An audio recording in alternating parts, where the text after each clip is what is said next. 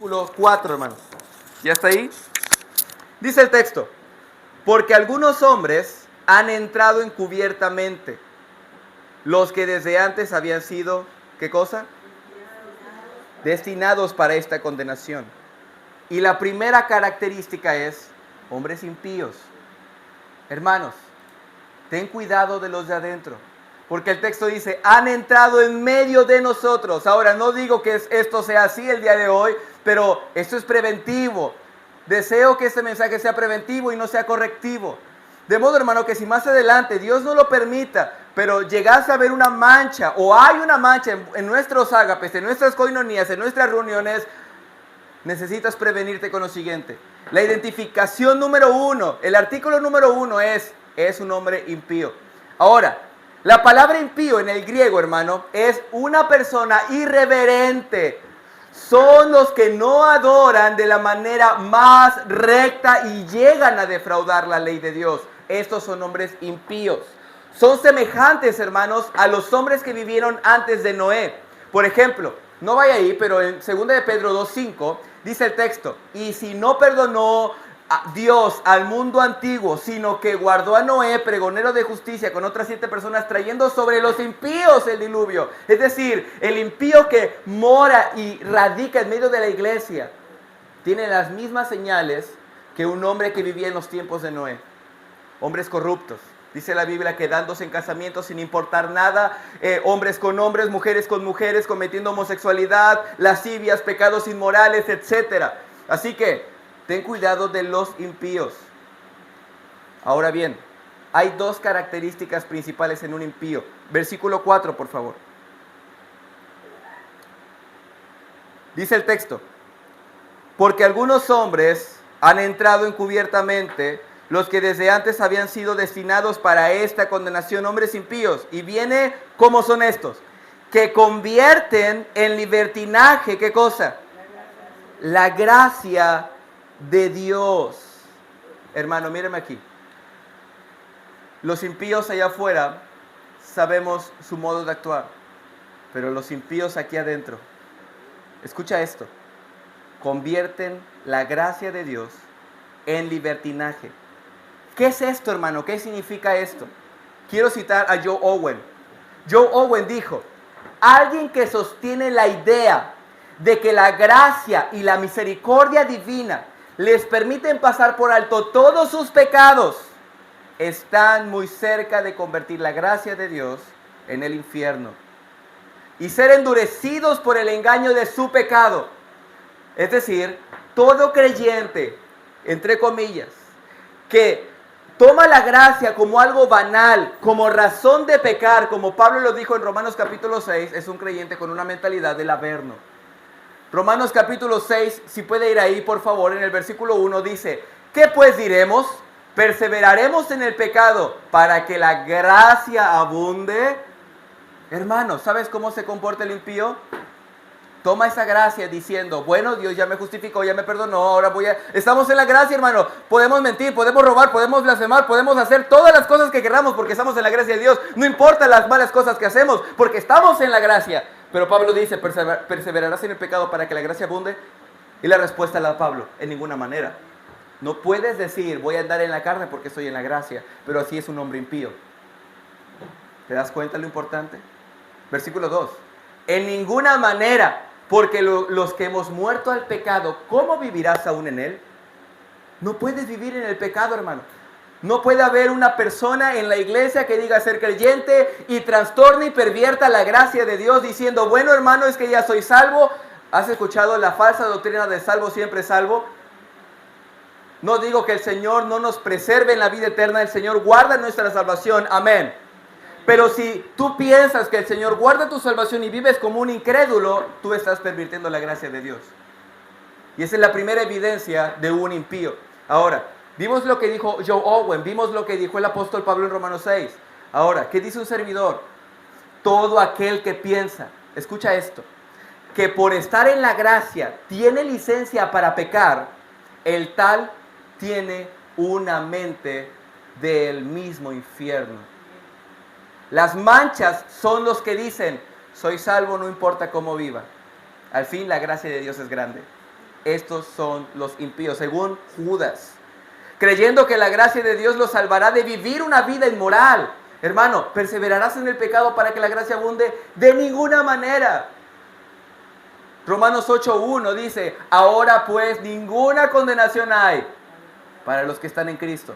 Los que no andan conforme a la carne, sino conforme al Espíritu, si es que el Espíritu de Dios mora en tal persona. Ahora, quiero darte la última cosa. El impío, versículo 4, vaya ahí por favor. ¿Cómo es el impío? El impío que está en medio de la iglesia. Convierten en libertinaje la gracia de Dios y luego niegan al Dios, el único soberano, y a nuestro Señor, Kairos. Señor es en griego Kairos, a nuestro Kairos, a nuestro Señor, a nuestro amo, Jesucristo. En términos simples y sencillos, estas personas que están adentro de la iglesia no son ateos intrínsecamente, sino que creen en Dios, pero niegan la soberanía de Dios. Hermano, mira, ¿cómo puedo saber que soy una mancha? Bueno, practicas la impiedad. ¿Y cómo sé que practico la impiedad? Bueno, entonces, ¿qué concepto tienes de Dios y su soberanía? ¿Te riges bajo la soberanía de Dios? ¿Te sometes al señorío de Cristo? Si la respuesta es no, hermano, la verdad es que mi cuerpo, mis reglas. Mi casa, mis reglas. Mi matrimonio, mis reglas. Lo que yo quiera hacer porque yo soy el soberano. Yo niego a Dios, el soberano, y al Señor Jesucristo. Ahora bien, estas dos personalidades de la deidad, escucha esto, dice que el impío niega a Dios soberano. Es igual que la persona de Cristo, que es el Kairos, el Cristo. Ambas en esencia demuestran la supremacía del humano y de cualquier cosa celestial. Pero los impíos niegan tanto la deidad soberana como la humanidad soberana del Kairos, del Cristo, del amo. Hermano, hay creyentes que piensan que pueden vivir sus vidas como se les dé la gana, que no se sujetan al señorío de Dios y al señorío de Cristo. Y estos son los impíos que son manchas en vuestros ágapes. Quiero cerrar este punto, solamente vamos a poner un coma, porque Judas ahora va a hablar de la condenación de ellos. Y luego retomamos el punto número 1. Así que el punto número 2, escucha esto, hermano, es el siguiente. El juicio de las manchas. Sé que se escucha medio caricaturesco, pero es el juicio de los falsos. Ve el versículo 5. Y aquí vamos a entrar en un tema tan polémico que me gustaría que pensáramos, hermanos, en este texto. Dice el versículo 5. Mas quiero recordaros, ya que una vez lo habéis sabido, que el Señor, habiendo salvado al pueblo, sacándolo de Egipto, después destruyó ¿a quiénes? A los que no creyeron. El ejemplo número 1 que va a poner Judas en este contexto de los falsos, ¿sabes a quiénes son? No es a los heteos, a los amorreos, a los heveos, a los jebuseos, no es a los cananitas, es a los israelitas. Escucha, esto es tan importante. El juicio de Dios cayó sobre su pueblo. ¿Y sabes qué es lo que le sucedió a su pueblo que no creyó? Dios los sacó de Egipto, y por mano de Moisés los estaba encaminando a la tierra prometida, la tierra que fluye leche y miel. Pero hubo una generación de israelitas que fueron extraídos de Egipto, que no creyeron en las promesas de Dios. Antes bien decían, ¿por qué nos trajiste a este desierto para que muramos de hambre? Y luego en las aguas de Mara, ¿por qué nos trajiste a estas aguas para que muramos de sed? ¿Y quién te puso por gobernante en medio de nosotros? Y eran puras blasfemias y puras cosas negativas de los israelitas para con Dios. Entonces, como no creyeron, dice la Biblia, que Dios prometió que no entrarían en su reposo, que no entrarían a la tierra prometida. ¿Y qué crees que pasó? Vean, Números 14:29. Judas está recordando lo que sucedió en el Antiguo Testamento. Y esto es lo que sucedió. Versículo 29 de Números 14. En este desierto caerán vuestros cuerpos. ¿De quién está hablando? De los israelitas. Y ahorita te voy a decir por qué te digo todo esto. Todo el número de los que fueron contados de entre vosotros de 20 años arriba, los cuales han murmurado contra mí, vosotros a la verdad no entraréis en la tierra por la cual alcé mi mano y juré que os haría habitar en ella, exceptuando a Caleb, hijo de Jefone, y a Josué, hijo de Nun. Hermano, escucha esto. Puedes estar presente en la congregación de los santos, como los israelitas eran pueblo de Dios. Sin embargo, no que la salvación se pierda, pero por causa de que la evidencia es la impiedad en tu vida, vas a perecer como los israelitas perecieron en el desierto. Pero hermano, eran pueblo de Dios, ¿cómo puede ser que perecieron? ¿Cómo puede ser, hermano, que Dios los destruyó en el desierto? Y por mano de reyes y por mano de impíos, ¿cómo fue que murieron? Hermano, hay juicio para toda persona que radica en medio del pueblo de Dios y no anda de acuerdo a los estándares de Dios. Vaya nuevamente a Judas, Judas 5. Versículo 5 dice, mas quiero recordaros, recuerda esto, hermano, no lo tengas fuera de tu mente, ya que una vez lo habéis sabido, que el Señor, es decir, Adonai, el Adón, el Señor, el amo, habiendo salvado al pueblo, sacándolo de Egipto, después destruyó a los que no creyeron. Ahora, no está diciendo que la salvación se pierde, pero escucha esto, ninguna persona que viva una vida impía se va a perder. Todo creyente que ha creído, valga la redundancia, en el Señor Jesucristo, en su salvación, en su justificación, en la resurrección de Cristo, tiene vida eterna y no perecerá jamás. Pero hay personas que son manchas que creen que son creyentes, pero que hacen lo mismo que los israelitas. ¿Sí estás conmigo? Su castigo fue no entrar a la tierra prometida, y Dios los destruyó en el desierto. Hermano, pero si es la niña del ojo de Dios. Ellos no eran de Dios. Ellos eran incrédulos, impíos. Continuamos, hermano. Y aquí es donde entramos en el debate. Seguramente usted va a pensar en esto mucho. Vea el versículo 6. El segundo ejemplo no es terrenal como los israelitas, el segundo ejemplo es divino. Y los ángeles, y a los ángeles que no guardaron su dignidad, sino que abandonaron su propia morada, los ha guardado bajo oscuridad en prisiones eternas. ¿Para el qué?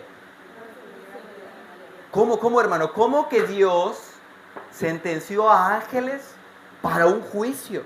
¿Cómo es posible que los mismos seres angelicales ahora van a ser enjuiciados? ¿Cómo es esto posible? Porque Judas quiere que pienses en esto, hermano. Las manchas en los ágapes son personas que están dentro de la congregación, pero que practican la impiedad y que vendrá juicio para ellos. Ahora, estos eran ángeles, no eran demonios. Más bien vemos que hicieron un pecado de la misma manera que los sodomitas. Vea por favor nuevamente el versículo 6. Dice el texto que estos ángeles no guardaron su propia morada. ¿Qué significa esto? Bueno, todavía no sabemos. Está un poquito difícil estas palabras. Y luego dice el versículo 7, como Sodoma y Gomorra. Es decir, parafraseando este pasaje dice, de la misma manera que Sodoma y Gomorra. Espera un momento, ¿cuál era el pecado de los sodomitas?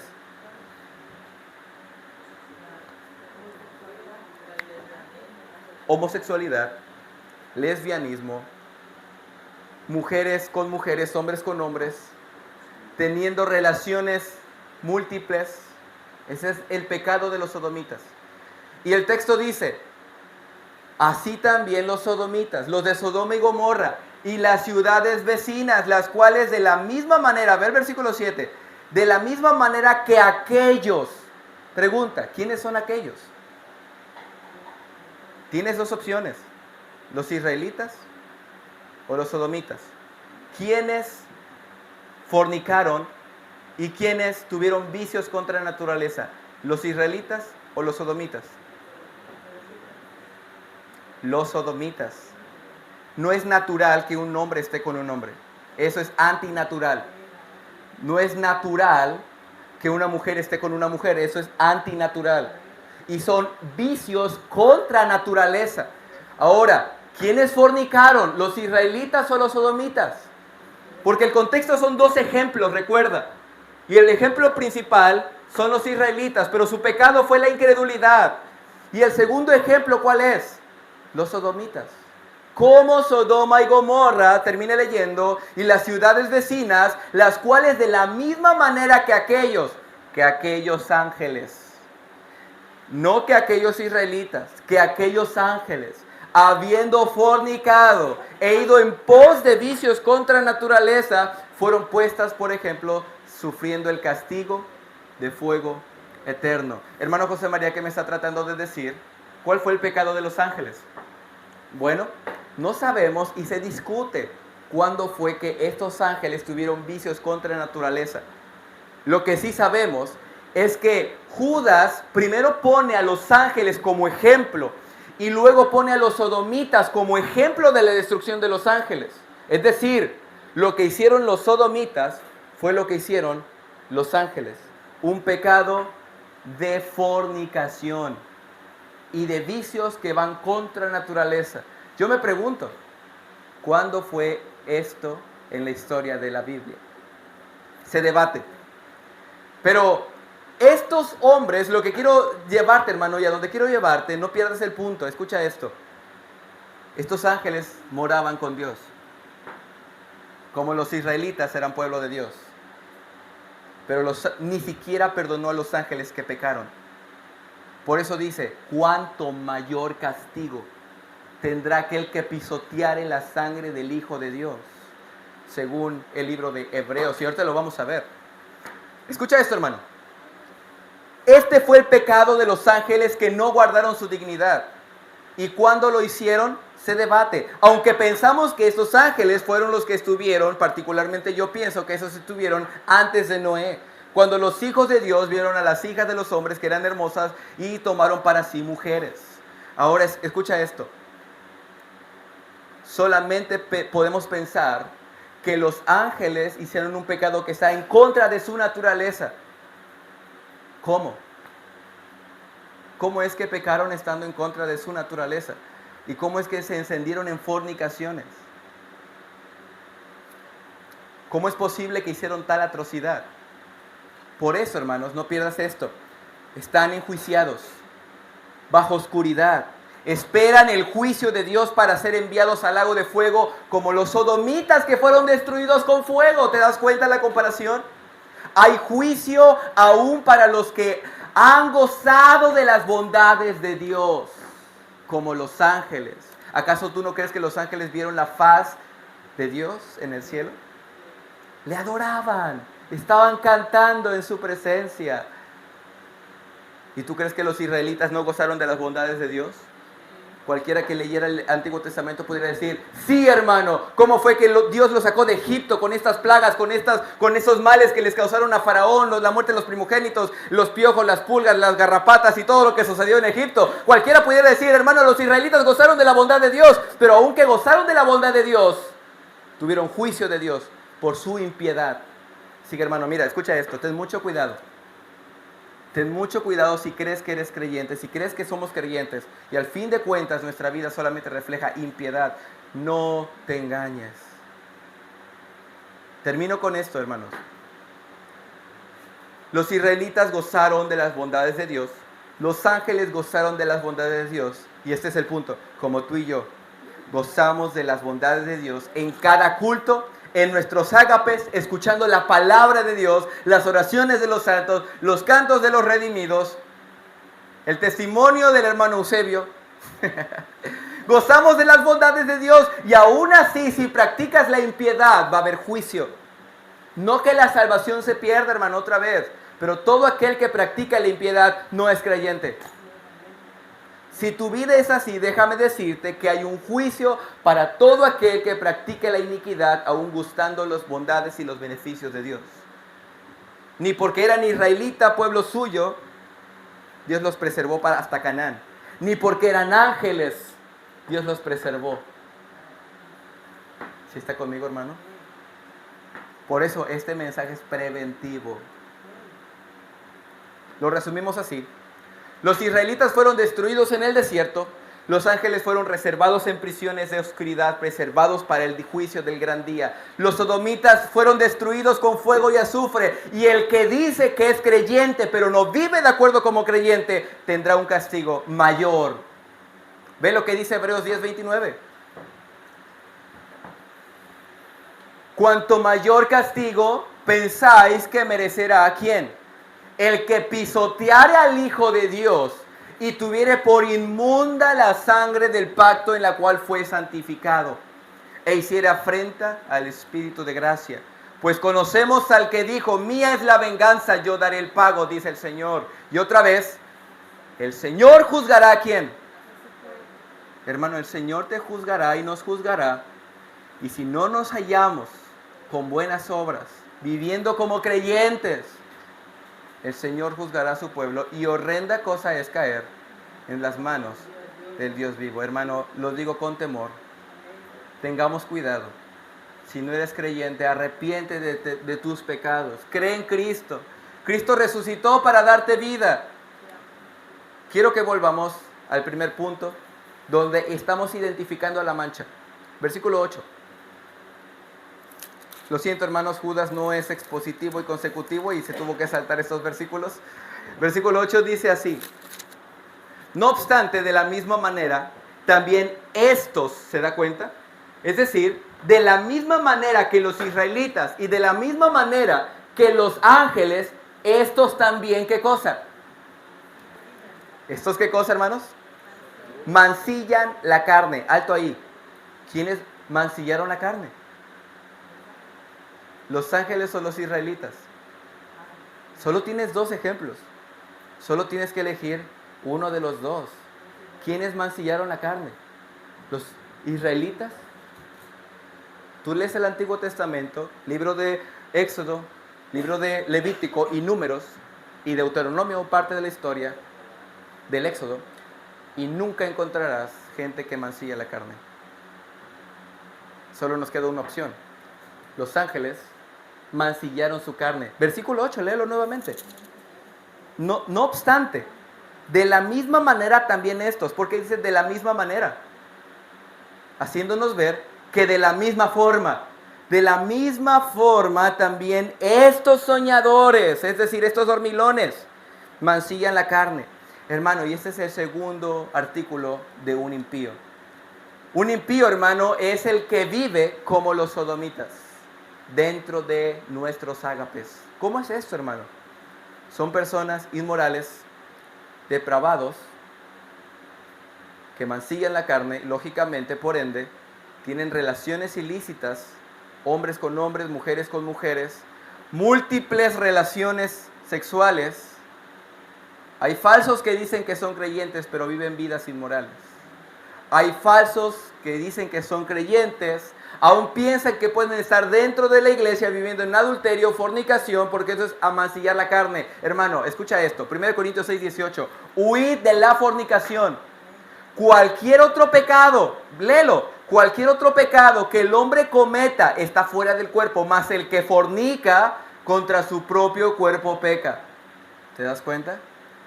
Huye de la fornicación. ¿Por qué? Porque el pecado de la fornicación, el adulterio, la homosexualidad, el lesbianismo, son pecados que mancillan la carne y son la evidencia de un impío. No puedes decir que eres creyente, querido oyente, si vives en una vida mancillando la carne. Recuerda que la palabra mancillar es contaminar. Lo vimos la semana, hace 15 días. Un matrimonio honroso, ¿cómo es? Un matrimonio que tiene un lecho sin mancilla. Somos muy dados a juzgar la homosexualidad, pero no nos percatamos que el adulterio y la fornicación son pecados que mancillan la carne. ¿Sí está conmigo? Número 3. El otro artículo, la otra característica de un impío que está dentro de la congregación es una persona que rechaza la autoridad. Versículo 8. No obstante, de la misma manera también estos soñadores mancillan la carne, rechazan la autoridad. Hermano, escucha esto. La palabra autoridad aquí en griego es la palabra desvirtuar una autoridad divina. No es cualquier autoridad. Hay personas, hermano, en las iglesias que, por ejemplo, como los israelitas, rechazaron una autoridad divina. Los israelitas, después de que entraron a Canaán, también rechazaron la autoridad a Dios como gobernante. Y le dice a Samuel, Samuel, no te han rechazado a ti, sino a mí. Son personas que rechazan la autoridad. ¿Está mal, hermano, rechazar a Moisés? Intrínsecamente no, en este contexto. Ahora, no estoy diciendo que usted me rechaza a mí, yo no soy Moisés, no soy profeta. No soy sacerdote tampoco, yo no soy Moisés. Pero quiero que te metas a este texto, hermano. Los israelitas rechazaron a Moisés, intrínsecamente no. El problema es que no rechazaban a Moisés, sino a la autoridad divina. Hay pastores que por medio de este versículo tuercen la escritura y dicen a las congregaciones, tú no tienes que rechazar el pastorado porque yo soy como Moisés, deben someterse al pastorado porque si no la ira de Dios caería sobre ti y eres un impío. Déjame decirte que la palabra autoridad aquí es la palabra kairotes, es la autoridad divina o angelical. Así que, hermano, el impío vive rechazando la autoridad divina siempre. Demuestras la palabra de Dios, que es la autoridad divina, y prefieren hacer su autoridad como soberanos. Son impíos. Los ángeles rechazaron la autoridad celestial. Decidieron sujetarse a sus propias conciencias y a sus propias soberbias. Toda persona, escucha esto, que no desea someterse a Dios a través de su palabra, es una mancha en vuestros ágapes. Cuarto punto, cuarto artículo de una persona que es una mancha. Versículo 8. Rechazan a las autoridades y blasfeman de las potestades superiores. Y quiero que preste mucha atención aquí. Hermano, ¿qué es la blasfemia? Bueno, Judas te va a dar 3 ejemplos. Un ejemplo, por ejemplo, es Balaam. Si alguien ha leído el Antiguo Testamento, en el libro de Números, se darás cuenta quién es Balaam. Otro ejemplo es Coré y otro ejemplo es Caín. Estos 3 blasfemaron. Versículo siguiente, versículo 11. Hay de ellos, porque han seguido el camino de Caín. ¿Qué camino? Lo que acabó de decir a la blasfemia. ¿Cuándo es que Caín blasfemó, hermano? Bueno, si tú te vas a Génesis capítulo 4, te enterarás, hermano, que Caín decide matar a su hermano y prefiere tener un concepto mayor de sí mismo. Y esa es una blasfemia en contra de la palabra de Dios. Caín mata a Abel menospreciando la autoridad de Dios. Y esa es una blasfemia. Prefirió el pecado y su decisión a deshonrar a Dios y a deshonrar a su creación. ¿Eres como Caín? Rechazas toda autoridad. El segundo ejemplo es Balaam. Para no hacerte la historia tan larga, es una historia un poquito larga, dura un capítulo entero en el libro de Números. Había un hombre llamado Barak. Barak le dice a Balaam, Balaam, maldice a Israel, te daré todo el dinero que quieras. Y Balaam dijo, no maldeciré a Israel porque Dios los ha bendecido. Entonces regresa el ejército de Barak a decirle a Balaam, Balaam, dice Barak que maldigas a Israel, te dará todo lo que quieras. Y Balaam le dice, si todavía me diera una casa llena de oro, llena de dinero, no maldeciré a Israel. Va por tercera vez, parece ser, y por fin Dios le dice a Balaam, Balaam, síguelos, pero no hagas lo que ellos dicen. Entonces Balaam va tras Barak, va a seguir a Barak, pero el designio de su corazón ya iba mal. Balaam ya lo iba a hacer por dinero. Balaam, hermano, estaba a punto de blasfemar a Israel por dinero. Las personas impías dentro de las congregaciones son personas que maldicen a través de no someterse al señorío de Cristo y a través de blasfemar a sus hijos. Y el último ejemplo es Coré. ¿Te acuerdas de Coré? Cuando Coré se levantó con Datán y Abiram. Hermano, ¿has leído el Antiguo Testamento? Amén. Bueno, en esta historia, hermanos, este fue un hombre que maldijo a Moisés, lo blasfemó y lo confrontó, no entendiendo quién era Moisés y quién lo había colocado como profeta y como sacerdote en medio del pueblo. Así que, hermanos, el cuarto punto de una persona impía en la congregación es una persona que blasfema, tanto de la autoridad divina como de la autoridad bíblica, como también a los hijos de Dios. Y quiero darte un último punto. Este no es un artículo de una persona que no es creyente, pero ve el versículo 9. Ese es un ejemplo positivo de alguien que no es un blasfemo, que no es una persona impía, y esta persona es una persona divina y es llamada Arcángel Miguel. Pero cuando el Arcángel Miguel contendía con el diablo, disputando por el cuerpo de Moisés, no se atrevió a proferir juicio de maldición contra él, sino que dijo: el Señor te reprenda. Ahora, hermano, escucha esto. ¿Miguel era mayor que el diablo? Bueno, en la genealogía, recuerda, hemos visto el año pasado, que sí era mayor que el diablo. Cuando Cristo venga, vendrá con voz de arcángel. Hermanos, Miguel es un arcángel en cuanto a la autoridad angelical. Miguel tiene autoridad sobre el diablo. El diablo no es un arcángel, el diablo es un querubín. Un querubín está por debajo del arcángel. Y el texto dice que ni siquiera aquel que pudo maldecir a su subordinado lo maldijo. Ni siquiera aquel que pudo. En términos simples y sencillos, si ni siquiera el mismo arcángel Miguel, que es mayor en poder, en autoridad, quiso maldecir a alguien inferior, porque tú y yo hemos de evidenciar una maldición a nuestros hermanos. Amén. Terminamos, hermanos. Este es el tercer punto. ¿Cómo evitar este mal? Ya vimos cuáles son las características de un impío. Ya vimos, número 2, el juicio para los que son manchas. Ahora el número 3 y último, ¿cómo evitar este mal? Y no me refiero a sacarlos de la iglesia o echarlos al infierno, sino todo lo contrario. ¿Cómo evito tener una mancha, hermano? Hermano, aquí no estamos para condenar. La iglesia no está para condenar al mundo, ni para condenar a ningún hermano. Estamos para ayudar, edificar, motivar, arengar a que sigan al Señor y se arrepientan de su pecado. Amén. Escucha esto, hermano. Hasta con los peores herejes, esto me encantó, hasta con los peores herejes, aún los que se han alejado más del error y los que tienen creencias religiosas peligrosas, el cristiano tiene la obligación ineludible no de discutir y condenarlos, sino de salvarlos. Su propósito debe ser no desterrarlos de la iglesia cristiana, sino conquistarlos para una comunión con el Señor. Así que sabiendo esto, te voy a dar 2 cosas para evitar este mal en medio de la congregación. Versículo 17. Ten en cuenta que esto ya había sido profetizado, que no te agarre de sorpresa. Dice el texto: pero vosotros, amados, tened memoria de las palabras que antes fueron dichas por los apóstoles de nuestro Señor Jesucristo, los que os decían: en el postrer tiempo habrá burladores que andarán según sus malvados deseos. Hermano, no nos debe sacar una impresión, porque va a haber gente que no son creyentes en medio de nosotros. Así que piensa esto, no te sorprendas. Va a haber malvados, va a haber impiedad, va a haber manchas en vuestros ágapes. Solo ten cuidado de ellos. Número 2, versículo 20.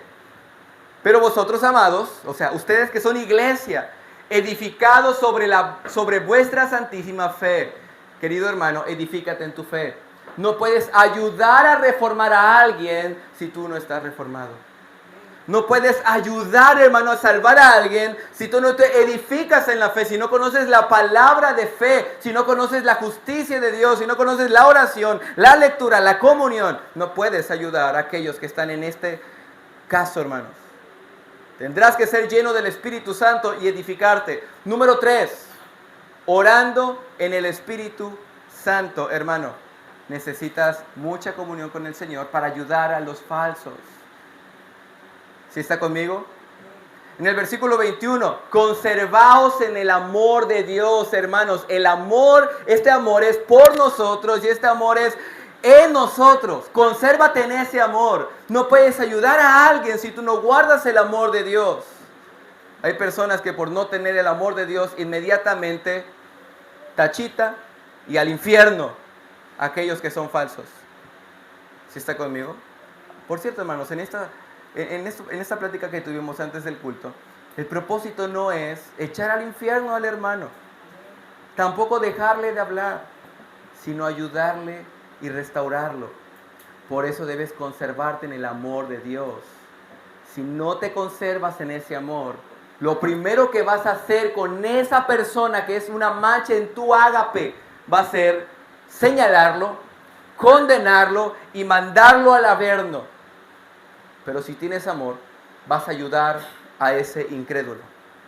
Y último, hermano, lo que tú tienes que hacer para contigo, recuerda, espera la venida de Cristo, versículo 21. Judas 21. Dice el versículo: conservaos en el amor de Dios, esperando la misericordia de nuestro Señor Jesucristo para vida eterna. Hermanos, vive pensando esto. Un día las manchas se van a acabar y Cristo viene. Un día ya no tendremos que lidiar con la impiedad en medio de la congregación porque Cristo viene. Ahora bien, ¿qué es lo que debes hacer directamente con ellos para evitar estas manchas? Versículo 22. A algunos que dudan, convencerlos. Hermano, es tu trabajo. Tu trabajo no solamente es venir a la iglesia, sentarte, pararte e irte. Tu trabajo es identificar al que es una mancha, al que es un incrédulo y piensa que es salvo, y luego agarrarlo y convencerlo que se arrepienta de su pecado. Algunos que dudan, convéncelo, hermano. Vas a necesitar de la escritura, de la oración, de discernimiento para poder ayudar a aquellos que dudan. Número 2, versículo 23. Perdón, estamos en el versículo 22. Arrebatándolos del fuego. Qué interesante. Qué interesante que aquellos que dicen que son creyentes y viven y practican la impiedad, la blasfemia, mancillan su carne, son blasfemadores, etc. Qué interesante que su fin será el fuego eterno. Pero el texto dice, arrebátalos de ahí. No dice, échalos. Hermano, necesitamos amor para poder salvaguardar a nuestros visitantes, a las personas que dicen que son creyentes, pero que no practican la vida cristiana. Versículo 23, estamos terminando. Léelo, por favor. Abra su Biblia. A otros salvad, arrebatándolos ¿de dónde? Y a otros tened misericordia con temor, aborreciendo aún la ropa contaminada por su carne. Ahora, ¿esto quiere decir que la ropa de mi hermano o la ropa de aquel incrédulo está contaminada y huele feo? No, esto solamente es una metáfora. Y lo que quiero decirte con ese texto es que tienes que invertir de alguna manera en tiempo, dedicación, oración, para que no caigas tú mismo en esa condenación. Ten temor y misericordia. Es decir, ten misericordia de los falsos, no los condenes. Cuídalos, dales el evangelio, pero con temor. ¿Por qué con temor, hermano? Porque tú también debes de tener cuidado de no contaminarte en la misma situación que ellos. ¿Y cuál es la misma situación que ellos? Blasfemias, mancillan la carne, ávaros, impíos, convirtiendo la gracia de Dios en impiedad. ¿Estás orando por tu hermano que vive una vida como un falso? ¿Sí, amén o no amén? ¿Estás visitando al hermano que practica la maldad? Y digo hermano, pero es entre comillas, porque ya hemos visto que no son creyentes. ¿Estás exhortando y reprendiendo al hermano que practica un cristianismo falso? ¿Le muestras el evangelio al que no es verdadero, hermano? Es tu trabajo. Es nuestro deber. Y termina Judas con una doxología. Ahora el propósito no es haberte predicado todo Judas, sino solamente la identidad de una mancha. Pero me encanta la doxología, versículo 24. Y aquel que es poderoso para guardarnos sin caída. Hermano, mira, tú tienes que hacer cuanto puedas para salvaguardarte y tener temor de los falsos, pero por otro lado, confía en el absoluto cuidado de Dios. Dios es el que preserva tu salvación. La salvación no está en tus manos, está en las manos del Señor. Amén. Y aquel que es poderoso para guardarnos sin caída y presentarnos sin mancha delante de su gloria con gran alegría, al único sabio Dios, nuestro Salvador, sea gloria y majestad, imperio, potencia, ahora por los siglos de los siglos. Amén. Esa es la doxología más grande en todo el Nuevo Testamento. Querido hermano, ten cuidado de los falsos. exhórtalos, arrebátalos del fuego, convéncelos de su pecado, de su incredulidad. Ten temor para que tú tampoco te contamines con su ropa. Pero hermano, también piensa que Dios es poderoso para guardarte a ti y a mí, sin caída y sin mancha alguna. Esa es la perseverancia de los santos. Hermanos, ese es Dios salvaguardando al creyente. Estamos en las manos de Dios. Amén. Oramos.